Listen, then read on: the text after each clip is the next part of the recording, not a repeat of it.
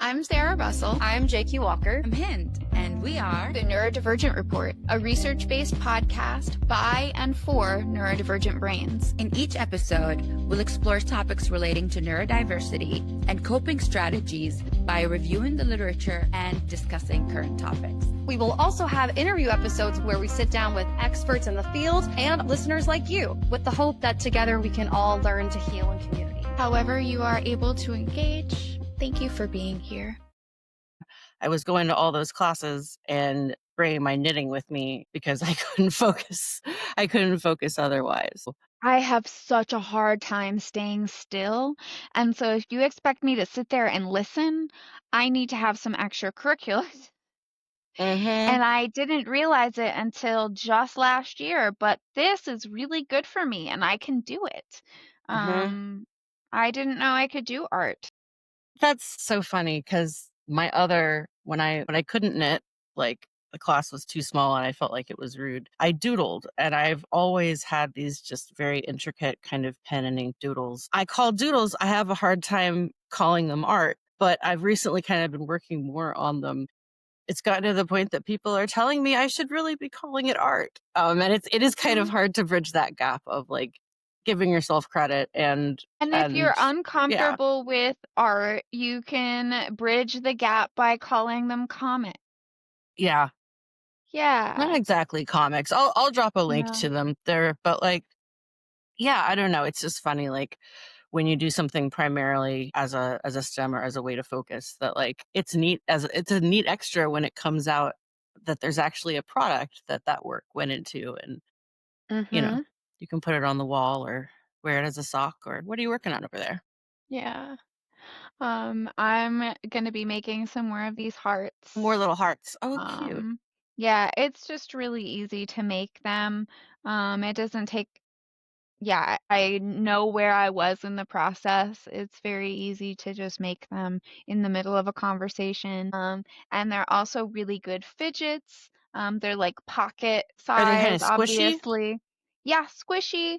Very like, I mean, I could really ball this up. And it's just a great like totem, like a reminder piece. If you need to remember to breathe, you can have your heart mean that. If you need to remember whatever.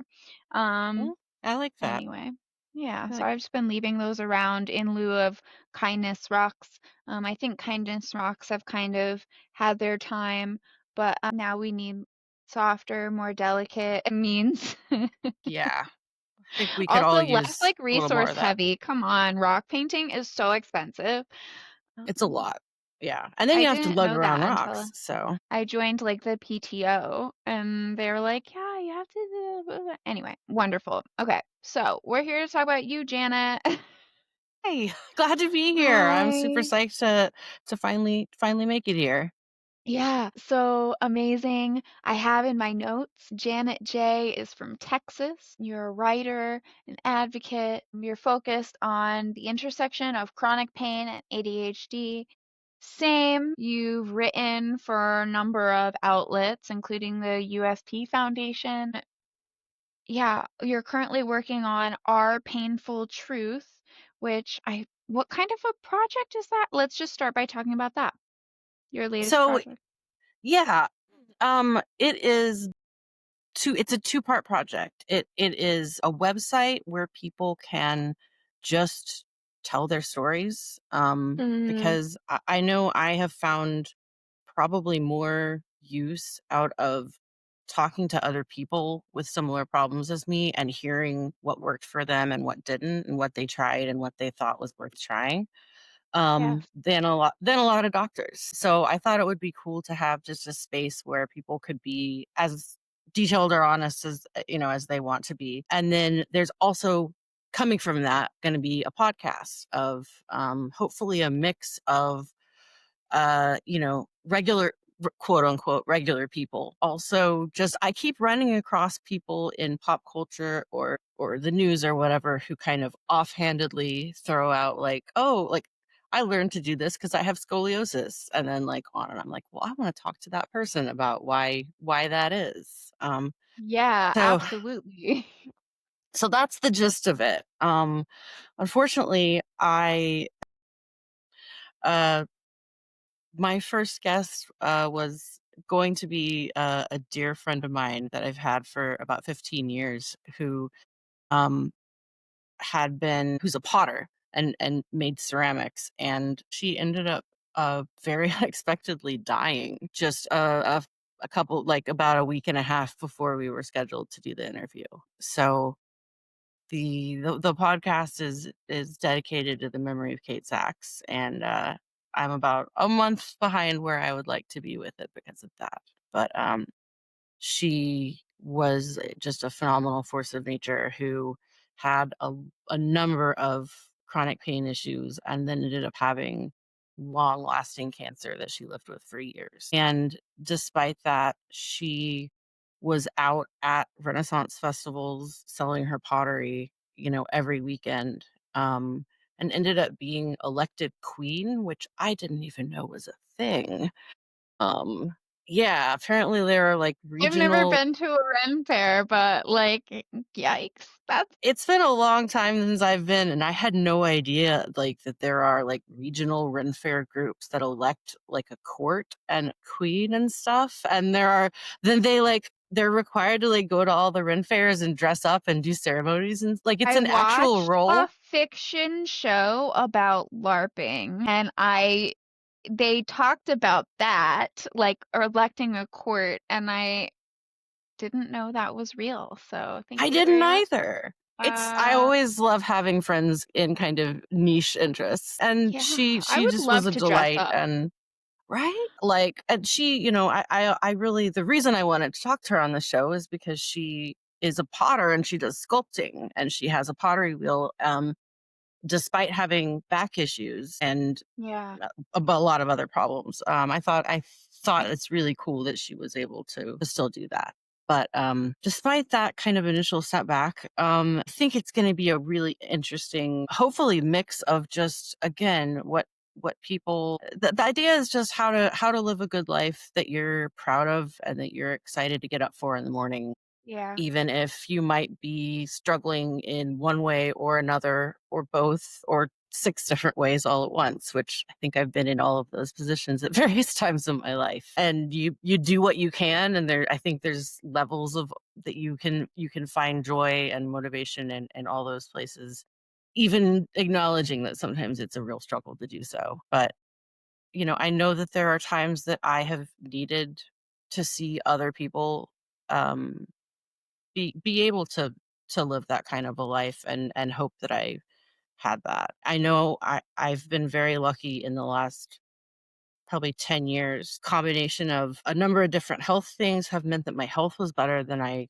could really hope for.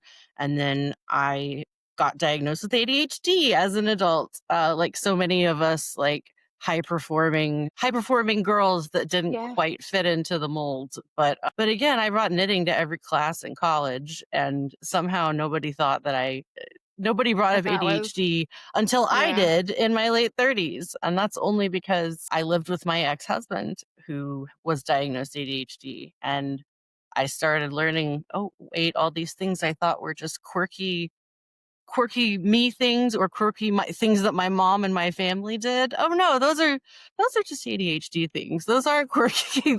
Those are We're coping not just mechanisms. weird, we have ADHD. Yeah, maybe We're both. not I'm definitely sensitive. both. You, Yeah, yeah. but like the Well, yeah. whole, having a million piles and having it's been such an interesting journey, seeing the change that I've been able to see in myself and in my life. Both having that diagnosis was of all the I have a gajillion things wrong with me that I could list out. But for my pain problems, there was never a great like answer. There was never just a what's wrong with me? Oh, it's X, we can try Yeah. Y. And I searched for that for a really long time. But I think getting diagnosed with ADHD was the most meaningful diagnosis I've ever gotten, because it it just changed a lot of things. That realization of like, oh, this is what I've been again, I'm not just weird and incapable at why can't I just push through and do the thing and do the thing that I know I need to do and I know is smart for me to do. It must be my fault. There must be something wrong with me. I think a lot of us have been through that. And when you have pain on top of that, like, or below that, however you want to place it, it gets extra hard. So yeah, getting that diagnosis and kind Weird. of getting a map, like a roadmap of like things that I could at least try that other people helped or that helped other people. And Right. getting on medication also was just a huge ADHD medication was a huge revelation and change for me, and makes me wish that I had done it so much earlier, because I it would have been my 20s would have been so much less just stressed and constantly feeling like the world was falling down because I was trying to do way too much at the same, way too much and do it all on a only could do it when there was a deadline that was pressing. And again, just very kind of cliche ADHD things that I now Reactive. know are, yeah, are Yeah. pretty typical things for people to struggle with. But it, But, like, you allowed it to, like, demoralize you because 'cause you're, like, just thinking you were bad. mhm, "Oh, I just can't do this," kinda thing. Yeah, I've definitely learned that the ADHD diagnosis and even a late autism diagnosis really unlocks self-compassion for mhm, people in a way that very little else can do. I think one part of healing this, sort of grieving later in life, you need to be accepted somewhere. And there needs to be an established community of people waiting to accept you for the mhm, weirdo traits, neurodivergent traits that you've always lived with. And unfortunately, we don't always have free access to those. It can be super challenging even to find people like shared experiences. Some of us, I mean, we're all different, like intellectual levels. We all have different special interests. I won't really have much to talk to a dinosaur autistic about, but I'll listen. yeah. Well, and you could, I feel like you can usually find something interesting in anything, An overlap, but sure. yeah, no, it is really hard, especially, I feel like so old nowadays that we're because I was always on my computer making, I literally I still have a friend, and this is embarrassing, that I met when I was like 15 on like AOL Instant Messengers random friend thing, and now he's a doctor, so. Wow. It's just funny, but, I'm very lucky that, I have ended up with kind of a weird little internet family that is everything that you just said, and not that it Yeah. doesn't have its own issues, but it was a community of people that originally came together around liking a webcomic that had the main characters some of them suffered from depression and anxiety and, Mhm. a lot of other stuff. And so it's interesting because it meant that the people that coalesced around it and who it resonated really strongly with often either have depression or anxiety, or have a lot of people have autistic and have ADHD. There are a lot of people that are trans or feel are non-binary, different things like that. And it is a really, really accepting community. And I've seen certain people, as you said, just really, really blossom when they got one of those diagnoses that really kind of changed the way that they were able to frame the world. Um, Mhm. and yeah, it can be just such a useful thing. Or maybe it means nothing. It's all what you make of it as a person. But for me, it unlocked a lot of like, oh, again, like, oh, it's not just me being weird and incompetent. Like, there's a mental block. Like, I still have to work through it, but there's at least an explanation, and there are things to try that other people have tried. So to loop right back around with Our Painful Truth, even though it's sort of focused on chronic pain, I also want it to be stuff like depression, anxiety, and and ADHD and autism, just because the journey to get healthcare that is useful in America is really freaking hard. I was And gonna say the circle of people who have chronic pain and who have another mental health condition is like a circle. yeah. Yeah, I don't want to like Um, necessarily assume, but yeah, there is so much it's overlap, so which is because you're really right. It's interesting. hard. And whether you're born with it because of the shared genetic traits that cause one thing causing the other, or it's just the process of trying to seek help, trying to ease your symptoms, and then receiving roadblocks, or like, sorry, there's nothing more we can do, or like, sorry, all your blood work is normal, One all your specialist labs sends are you in to another range. special one specialist sends you to another specialist who sends you to another specialist who sends you back to the first one. I've had that happen. That's fun.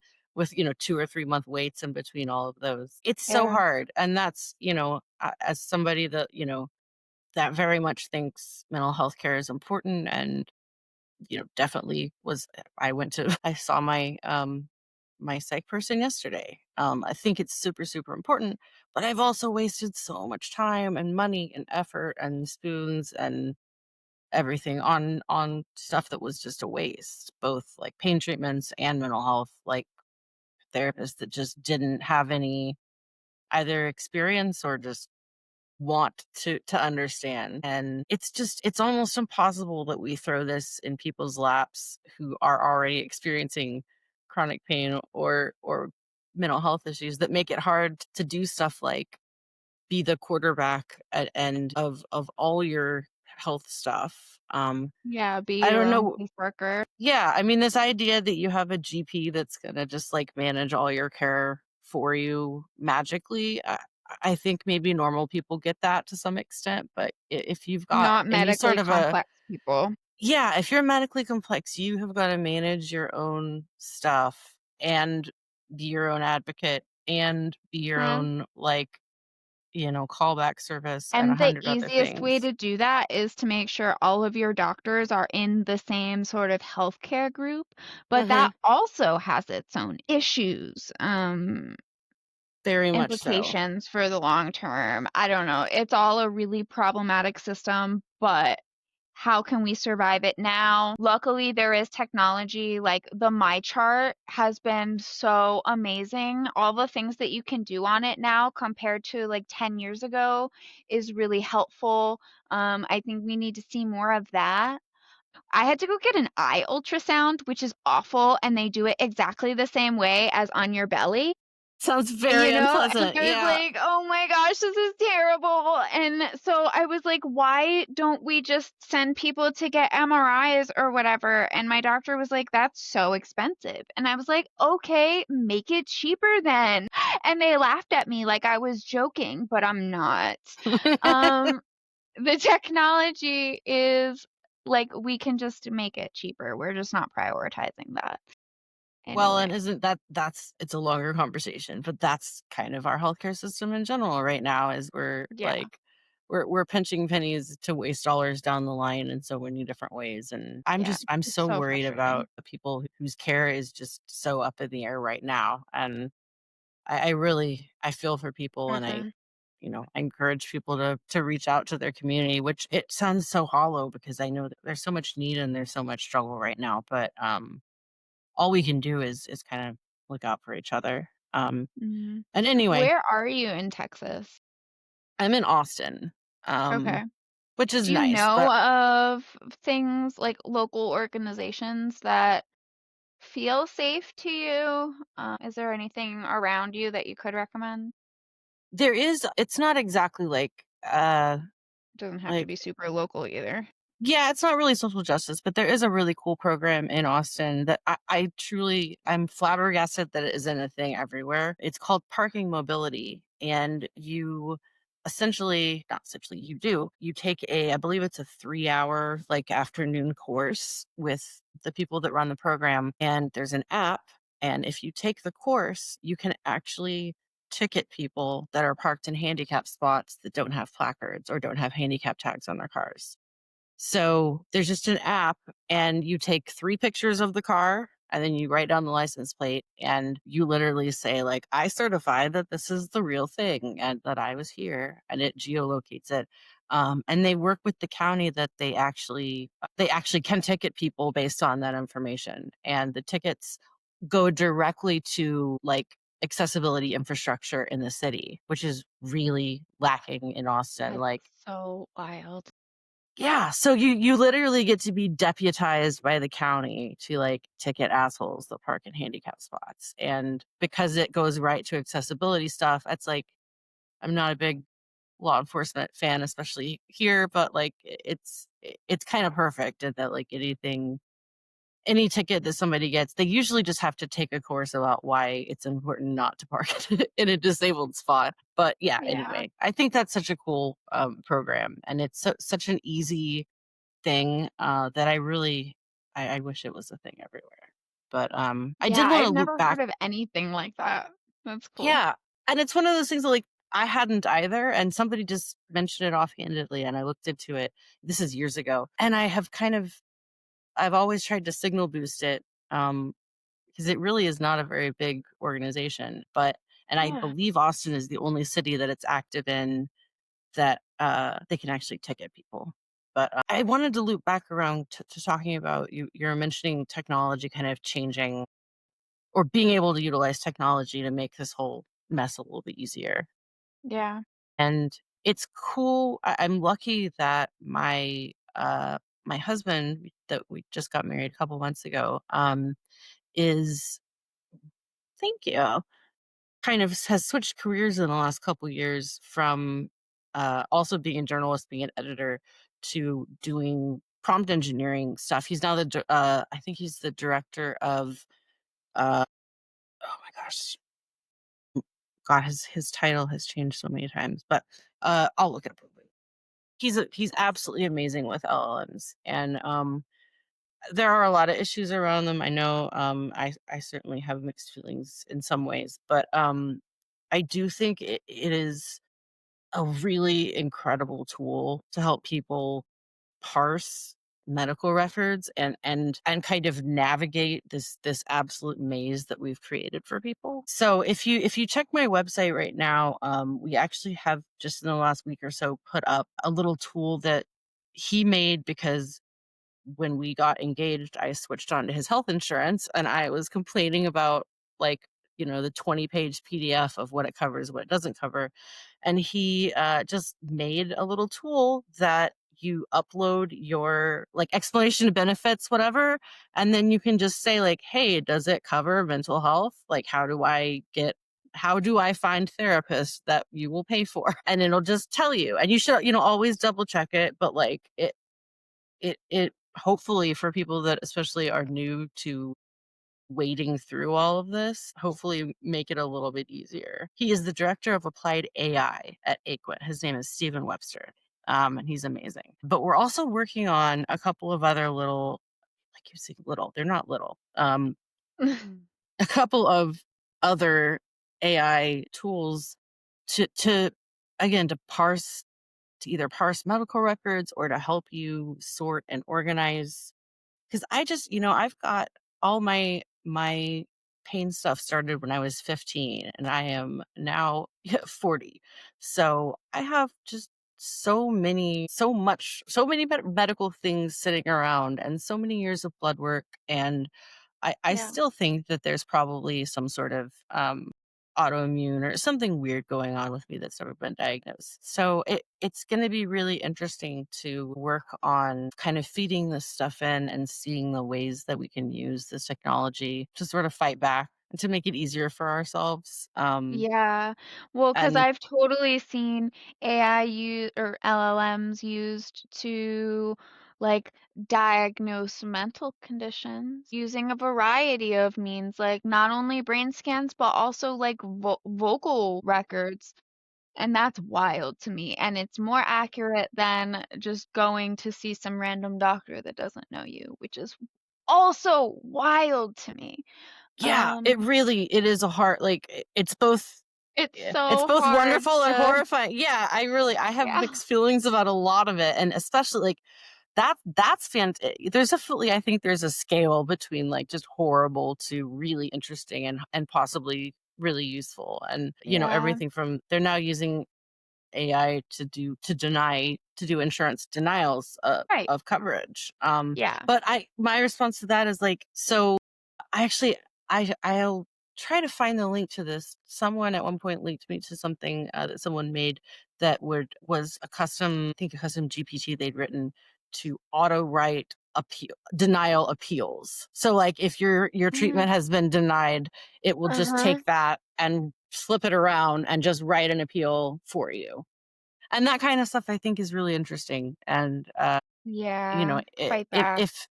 if things are gonna just if they're gonna make it harder and harder, I feel like it's It makes people sense are gonna have to use the tools that they've got available. And to one resist. Mm-hmm. to resist. And yeah, and one way like to do stuff like that, even if we aren't physically in the same place, the same community. And that makes it so hard, I think. It makes it harder to form that community. But doing stuff like this is one way, helping each other find doctors and talking about being open about the meds that we've been on and how they affected us good and bad. And Mm-hmm. um And and even again, just just talking about our physical symptoms, sometimes that can be really uncomfortable. I've got a lot of GI stuff, so I'm really careful. yeah, and there's a lot of stuff that you kind of have to feel out, and how much you can be real with somebody and open up about health stuff. And some of that's just trust and learning to trust people. Yeah, it really is, having that Call me community is out, so Janet. important. Just rip my heart out on the table. I've got a mirror over here that I'm also I looking in. So am very untrustworthy. Like that was so spot on. it's Um, hard. It's really hard. And like yeah, went through, again, like my pain stuff started in high school and was really bad. I almost had to skip a year because of it, and yeah. luckily Let's didn't have talk to. But about it. And you never yeah. got any diagnoses from all of that. And so, yeah, all of your pain stuff started in high school. All of my pain stuff started in high school, right when I got my period. So I don't know. Mm.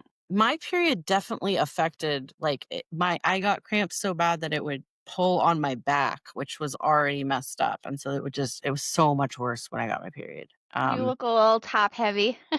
No offense. Yeah, no, yeah. So, mine started when I was 15.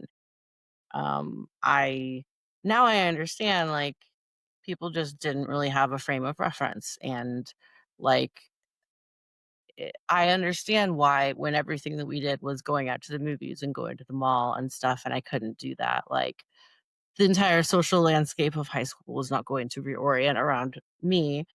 But also you learned which people you could trust that would help me do stuff. And I had to really quickly kind of both learn who was trustworthy, or start to try to you know, figure that out. And also kind of realize that I could either have my pride or I could go do stuff, given my new kind of physical limitations. And in a lot of ways, like, I love music. Going to concerts was my escape in high school. It really, like, it was, I don't know how I would have gotten through without it. But all that standing was really, really difficult. And I literally would have to like sit on the ground and lean up against my friend's legs, like between sets. Or like, I did learn that like sometimes you have to just knock on the door and ask if you can sit on that one chair, like, that's behind the counter, because that's the way that you get to stay and do stuff. It's not it's not awesome for those to be the choices, but at some point I kind of realized that those were the choices. And Yeah, I would rather do as much as I could you and wanted to shove it live. in. Yeah, I've always wanted to do all the stuff. I want to be all the things and learn all the things and do all the stuff. And I still I know. do, damn it. Yeah, So it really was kind of, I was very, I was never quiet, but I was very socially kind of, had been bullied a little reserved bit, and was maybe, very, yeah, I was afraid of guarded. people. I was afraid of people thinking I was weird. I was afraid of, getting made fun of by the cool girls. Cause I grew up in North Dallas where the cool girls are like, that's where cool girls are from, is North Dallas. And yeah, it very much changed me, the experience and that realization of like you can either, maybe they will make fun of you for doing that, but like you can either do that and graduate with your class or like not and not. And that's totally a valid choice. And in retrospect, maybe I should have taken a year and not pushed myself so much that I was like crying trying to finish reports or whatever. But that's something that I think a lot of us struggle with. Again, to kind of loop back to like high achieving girls that found out later that they have ADHD. I know 10 women probably um that fit that They frame keep of adding up. it really does. Like, it's so It's funny. really not helping the whole, like, maybe we're all a little ADHD. Like, that's really not Yeah. helping. But then I Mm-mm. meet, like, moms from the PTO, and I'm like, "Oh, we're not." Yeah, I'm just my stepdaughter is Soccer 5 moms, like, and just "No, started kindergarten, so I'm just easing into that into all that stuff. But yeah, be easy." Yeah, sorry, I it's have a it's middle schooler, so it's fun. It's just a lot, but you just try and you see what works, and if it doesn't work, there's no sense in forcing them to finish. Like, I've allowed my child to quit things halfway through the year. That would not have been an option for me. no, nor I. I was in all the sports and like you didn't have to do it Yeah. next year, but if you do it Oh one year, gosh, I'm sure that You was finish great the for dang your year. body. Uh-huh. Oh yeah. Like yeah, and we uh, not to get too much into my health, but there's always been a question of like why in the first place it started hurting. And I had a bad soccer injury and a bad wakeboarding injury within about 6 months before it. So, just Yeah. be careful, kiddos. Don't let somebody trip you and fall on your neck. Because it might not be good. Rest. Yeah. Yeah, your spine is so fragile, they really can't fix it. Well, and then I went to a chiropractor who like over adjusted my neck, and that's when that's the day that like I have been hurting since. So I just not to rant, but please everybody do not let a chiropractor do a cervical adjustment on anybody, but certainly not on somebody that's under 18. And if you do go Wow. to a chiropractor, make sure that they have a good amount of training because some of them are amazing. Like some of them have an amazing training. Body work itself can be incredibly useful, but But not don't let everybody's them crack body you nap. is the Like, same inside. mm-mm. And if you haven't seen inside, then you shouldn't be just forcing things around in place. Like there's soft tissue, there's hard bone here. It's very fragile and delicate. Yeah. Actually, watching a video of someone explaining what a herniated disc looks like inside and how you Mm-hmm. actually fix that is not for the weak. Like, I'm a little bit squeamish, I guess, but it's gross. Yeah, it's a There's, like, lot. jelly in between your spinal bones, guys, gals. If you're lucky, Mm. there is. If If you're you're not lucky. lucky, like, because I That's had, so true. Because then degenerative disc disease is what happens when your discs start collapsing, mhm. and that happens to a high proportion of EDS people, Yep. that That's go one of the things that I was undiagnosed. diagnosed with. Yeah, I was diagnosed Okay, with that. But again, like I have just a but that's whole not raft of autoimmune. diagnoses that at one point were given to me, and I don't think that was right. That was one of the kind of things that people guessed early on. But I That honestly happens. like it's such a mess of like I had a disc herniate to the point that I needed a laminectomy. Really, really my L5S1 just like exploded basically. Um How and did that happen? um honestly, I just pushed myself way too much for way too long. And I had just planned a really big wedding and I did most of it myself and no longer married to that person for various reasons. But it was just a really stressful time. And I just was pushing myself too much, and it just it just gave out, So wild. and honestly, like, I kind of only have spotty memories of the beginning of it because it hurt. It hurt so bad. I just was screaming.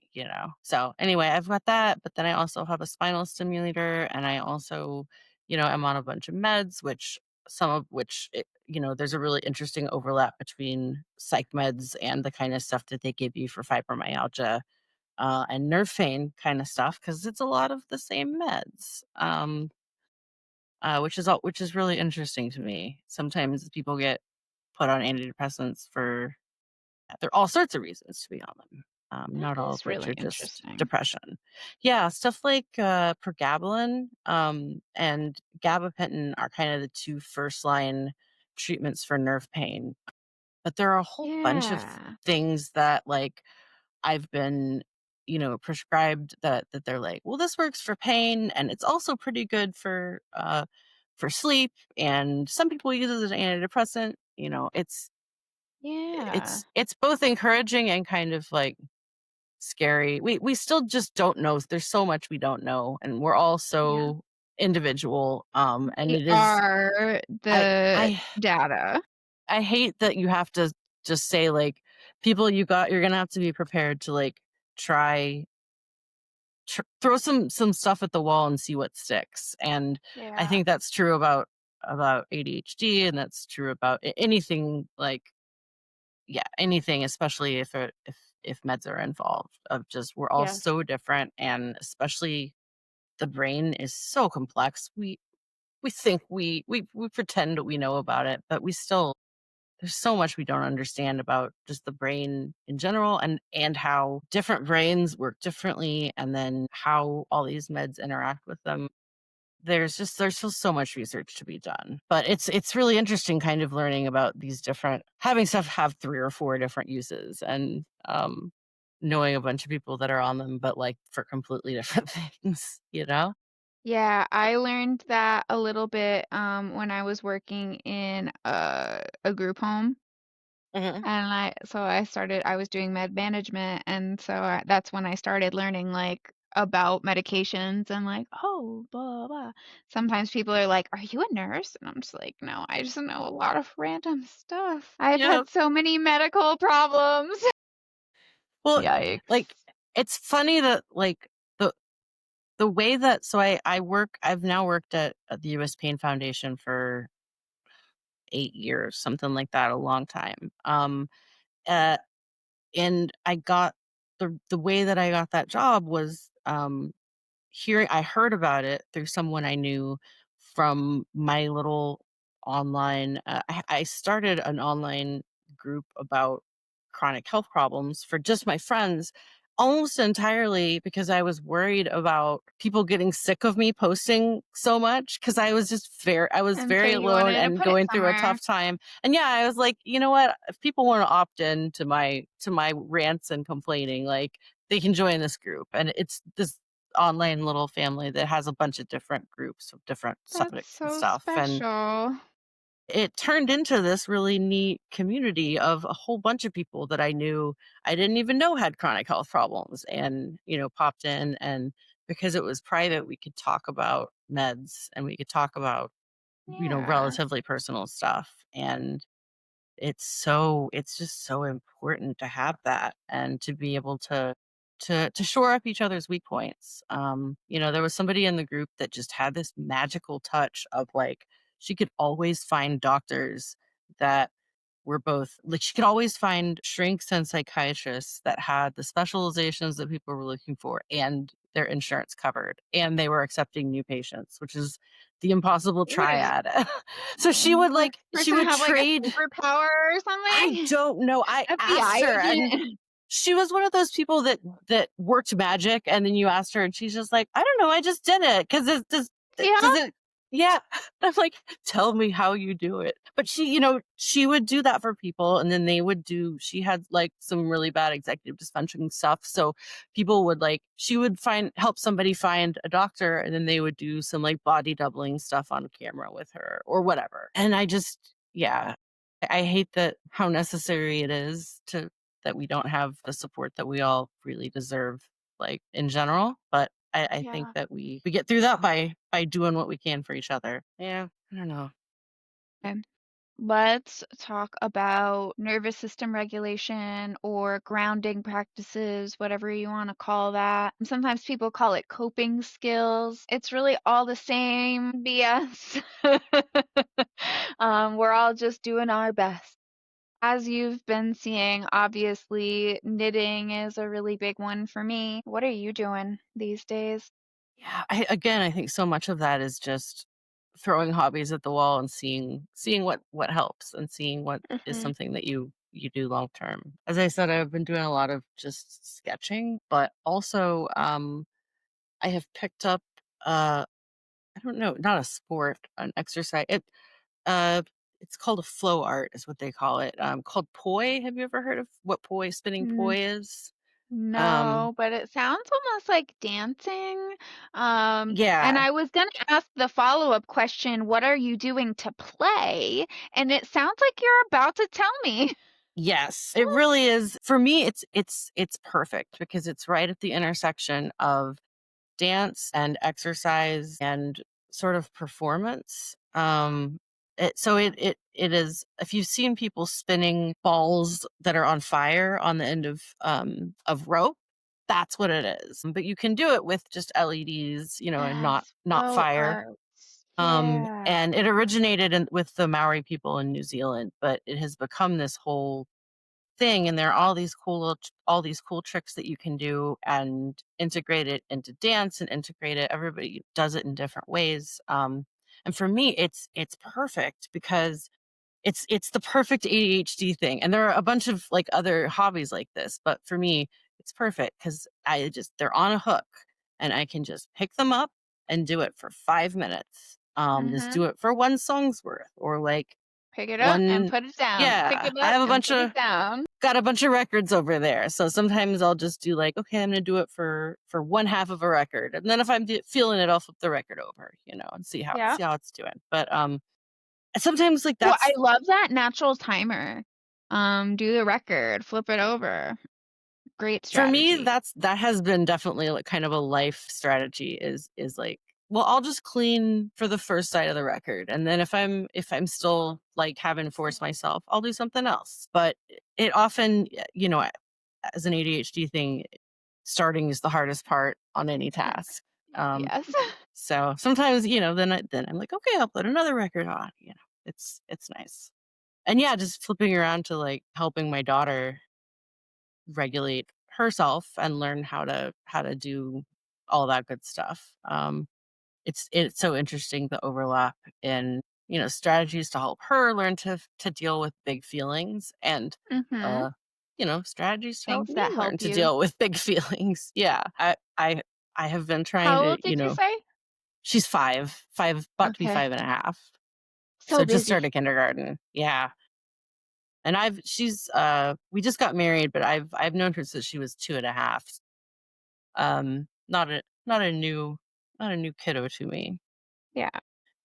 It's just she's at that age where has a lot of big feelings and are learning about other people's feelings, and it's all a lot to deal with. And it is just funny that the things that I try to do to help her, try to do breathing exercises and different ways of kind of grounding and calming and distracting when she gets to that point of just words and reason don't you're past the point of words and reason, and you have to It's just. so hard to get buy-in for Yeah, that. yeah, How it do is. you how do you like flip the switch for them so that they like actually stop pushing away your love and your coping? It's a good question. If I had a They be perfect doing that. answer, yeah, I would Yeah. tell everyone. Has anything worked ever? Honestly, I think with the most that it has worked is trying to reframe things as it's not you against the kid, it's you guys against the bad feeling, or it's you guys against the like just the whatever. Yep. And I love that. that's Flip the definitely one thing. perspective.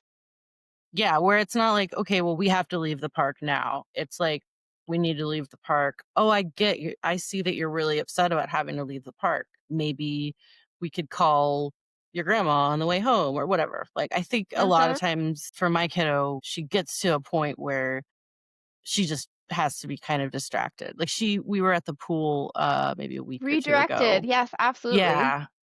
She was throwing a fit at the pool, and which we, we're like, okay, well, we have to leave. This is not pool behavior. And she just was having a meltdown because she ended up being sick. Huh. And we were just, trying to get her to. She was past the point of reasoning, really, and she just was crying and freaking out. And I pointed over her shoulder, and I was like, "Do you think that cloud looks like I think a rhinoceros or something? I don't know. I picked an animal." And I just started talking about how I wasn't sure what the cloud looked like. And Mhm. she eventually It was like, she shot me a "Oh my look and God, girl." she's like, "I know what you're doing." But then she turned around and I responded and like talked about the clouds, and it was it ended up being fine. It was so that, when it works, it's really that stuff is really nice. It doesn't always work, but uh, No, it I think doesn't, but I heard some really great things because what you did is you interrupted them and then you look for a way to engage them that would meet their need yeah, for connection, which trying is trying usually at where least. behaviors. You know Yeah. what? I heard in a parenting workshop that if you do it 30% of the time, that's fine. I'm shooting for 50-50, but I am a perfectionist. Yep. Yeah. So. No, I definitely. Yeah. Yeah, I do so much of like pulling my children close, but my 12-year-old is really like, no, mom, let me go in my room, let me go on my phone, let me do this, let me do that. And so it's getting really hard to reinforce those things. So I really wish I had started earlier. But I have a 3-year-old, so I'll get another shot. There you go. Yeah. No, it's, and there's stuff that, but there's stuff that I don't like doing breathing exercises. I do them Right. sometimes because I know I should, but but then I'm, the one that when she's having a I tantrum need a is prop. I is need one of those modeling breathing breathing exercises. exercises. Yeah. Yeah. I've found sometimes that again when she's just past the point of words, just over and over is she'll eventually she'll eventually start breathing with, or every once in a while I can get her to do blow out the birthday Yeah. candles on my fingers kind of a thing. But I think she's getting a little wise to that one. So but yeah, it is just so many things that we're all we all have that 5-year-old inside of us that is struggling, and a 6-year-old and a 7-year-old and an 8-year-old. And it's just funny that the strategies that we use on young brains, because it's just what you need to use when you're at that base level and you're past sometimes even as adults we're past the point of being able to Yeah. logic ourselves out of an emotion, because guess what, that's not how it works, unfortunately, as much as I wish it was. Very much wish I could logic myself out of emotions. Sometimes you do just kind of have to lean on picking up your knitting, or playing a video game and putting an album on and trying to do something else for a couple minutes and refocus your brain. And it's valuable to have the kind of hobbies that I think, especially people with ADHD, it's good to have something you can just pick up and put down and doesn't require a huge amount of setup Setup time, or or yeah. cleanup. And that's why I Absolutely. love poi so much, because it is just you can do it for 5 minutes, and you can do it completely alone, or you can go out and do it with a group of people and learn it in a class. Um, but you can also just do it in your backyard.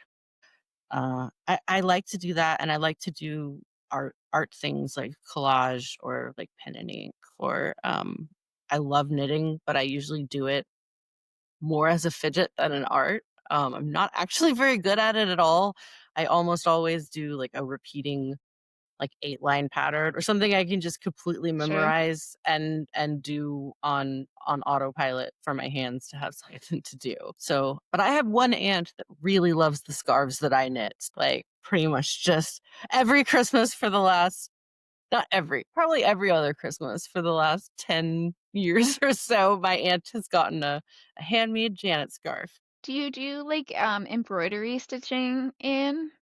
No, but I wanna I learn would how to like do to that learn to do so that. bad. Yeah, I actually have a friend sent me like a little starter kit with that. And it's been sitting in a drawer just waiting for me to break it out. So maybe that's I just learned about this app called Ravelry where you can like meet fellow crafters and have uh-huh. crafting circles, which is basically just body doubling for crafters. I didn't know that they actually did groups in that. I thought like I've been to that, but That's what just I to see heard. patterns. They Ooh, have like if you want to just fall down a that's rabbit what I hole heard. of you want 1,000 things that look awesome to make, Ravelry is the place. Like, no, there's a lot of amazing stuff there. But I would love like to join a local crafting circle. I Yeah, my I library has one, but I can't bring my child there. yeah, it makes it hard. Yeah. Definitely. Well, 3-year-old makes crafting in general more complicated, but yeah, it makes that stuff really hard. But I don't know, I think a lot of us are struggling for that in-person circles. Yes. And I know a lot of people that are kind of searching for it, and we're all doing it in different ways. I don't know. Yeah, and in different spaces, I think. And it's not helpful to like force people to get on a brand new app that they don't know how to use, but it can be really good if somebody doesn't have a space that they find one on an app that they already use. Because, yeah, it just takes bravery. Ain't that the truth, man? It's hard, and like I'm lucky that I tend to be like able to make acquaintances pretty easily, which I know is a skill that a lot of people don't have. Even so, I was single for 10 years and it's really hard to go to stuff alone, especially something like a Yeah. networking event or like a social thing, but even something like a library, like a crafting thing or whatever. It takes courage to do it. And it takes spoons and it takes executive function just to get your ass there on time with your supplies, with your childcare dealt with, and with an idea in your head for what you want to do. Like all of that is Yes. just a win by the time you get started. And then on top of that, you have to worry about making Socialize with friends. people. Yeah. Yeah, and be presentable and like engaging and yeah, it's And hard to be a person. it is really hard to be, and especially well, it's hard to be any kind of a person. I was gonna say an adult person, but I think it's probably harder to be a teen than it is to be an adult. Oh my gosh. Different kinds of hard, certainly. The last things I usually say are like, where can people find you on the internet? If people want to follow you somewhere.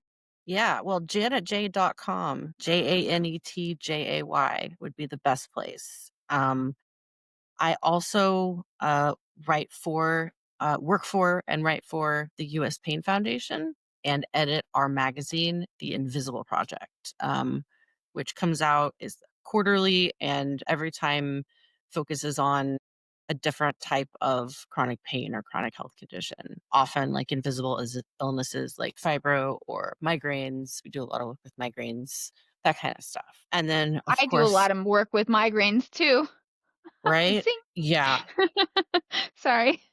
No, like, yeah, that's I didn't even talk about that today, but that's another one of my grab bag of things that I deal with all the time is migraines. But Super yeah, fun. so I've been blogging on my site for a number of years, and it goes everywhere from rants about the pain scale and losing weight with chronic pain to like more science oriented stuff, and then this Hmm. LLM tool that my husband made. It's a grab bag of stuff, but that's where I put most of it. And then I'm really looking forward to Our Painful Truth, getting the word out about it and having people put their own stories into it. That's by far the most important thing. And just learning from each other and learning what's worked for other people that may be really similar to you in a bunch of ways, I think is just can be the most valuable thing in trying to figure Yes. out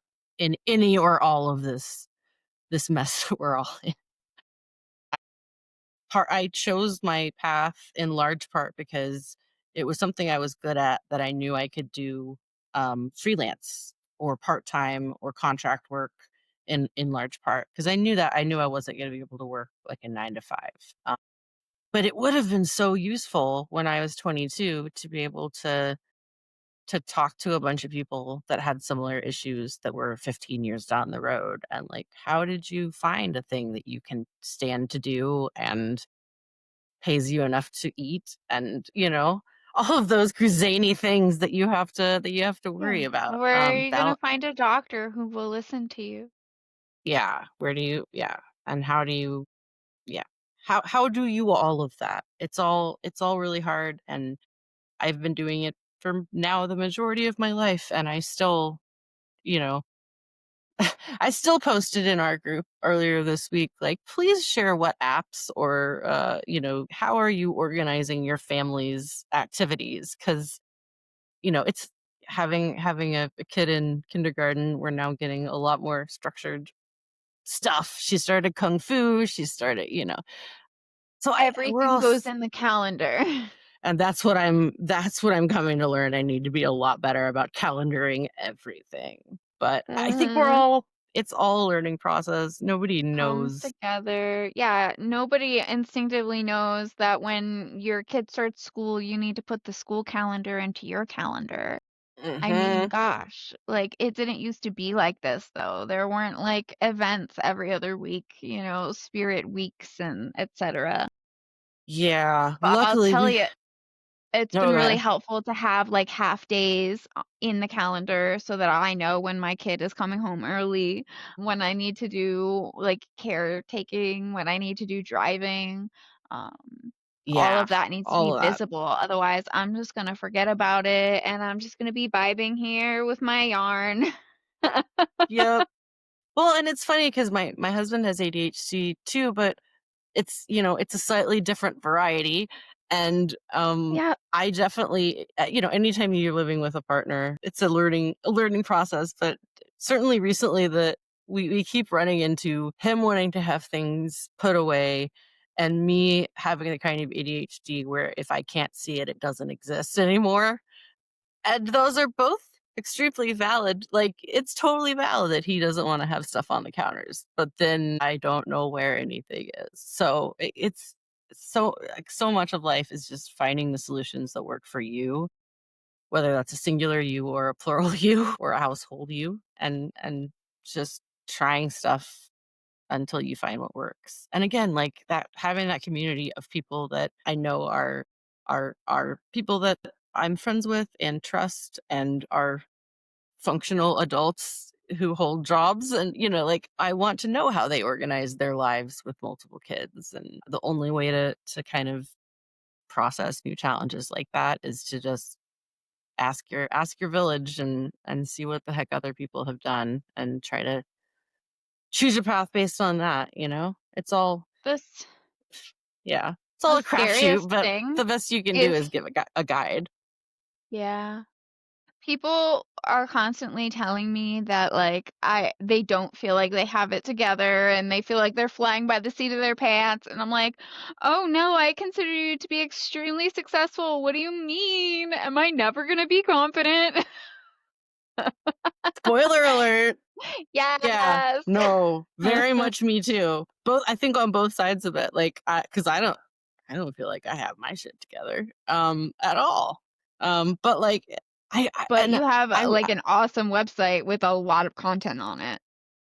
the thing, and I've been published in national magazines, but I still don't.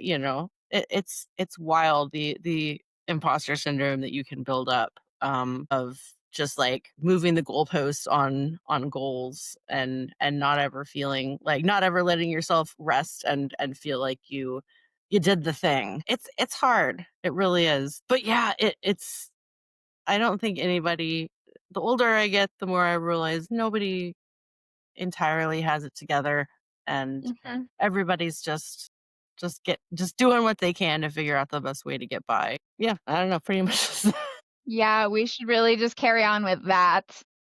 For We're sure. all We doing the are. best we can. Okay. And yeah, it's funny to meet people that like are in professions that you would think of generally as being like going to Carnegie Mellon. I know people that are literal rocket scientists now that used to take the trash out by throwing it off of a second story balcony. Like, that's terrifying. That is a terrifying thing.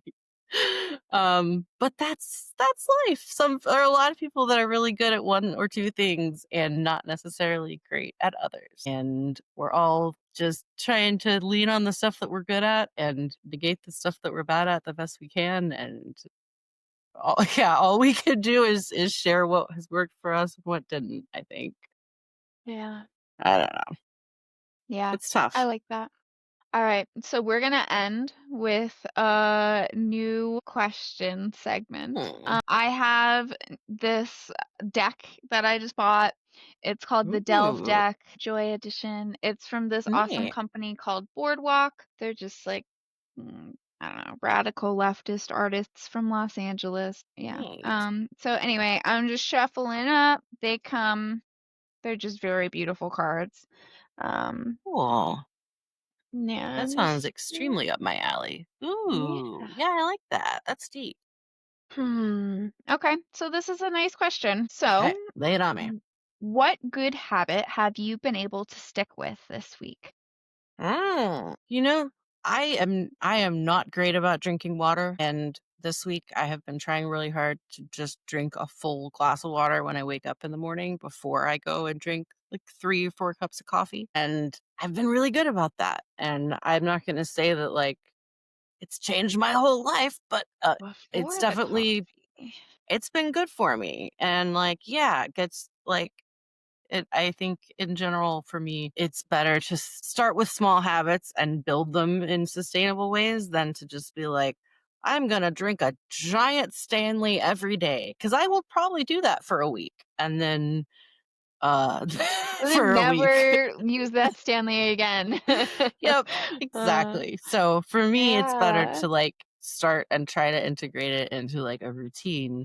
So I've been trying to do it when I first wake up. I take my pills and I just kind of like chug a glass of water while I let the dogs out and feed them first thing. So yeah, that's it's a little habit, but like definitely You something I need to know, be better about. So I have always been really bad about waking up in the morning. And mm, so far this school year, I haven't been snoozing my alarm. heck yeah. Yeah, we're just like waking up, and it's gonna be harder, because we're getting darker now in the morning. Like I wake Where up are before you? the sunrise. I'm in Connecticut. Okay. Yeah. Yeah. Yeah, so it's already like, I mean, I have to get up at 6 and it's, yeah, still dark, barely, pretty much by the winter time, I'll be bringing my kid to school in the dark. It's going to be awful. Yeah. But That's I'm not so off fun. to a very strong start. That's amazing Um, though, really. Like yeah, that can be gotta such a huge celebrate those struggle. wins. Cheers, cheers with my water that I'm drinking to that. Cheers. No, for real though, it is a big win, and you take them where Yeah. you can find them.